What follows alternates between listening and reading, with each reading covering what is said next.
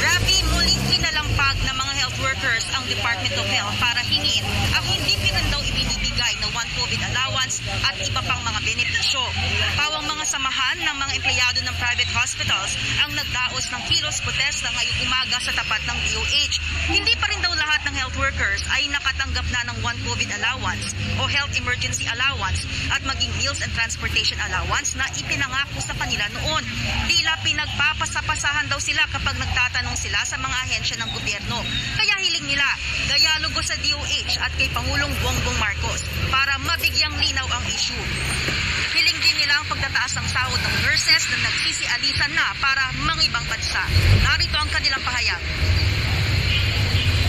Nagtatrabaho kami sa ospital ng marangal, inaayos namin, pinupus namin ang buhay namin. Ngayon, pinangakuhan kami ng ganito, ibigay nyo naman.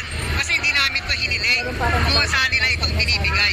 Nasaan ba talaga? Huwag nyo na kami ipasa. Wala nang lukuhan.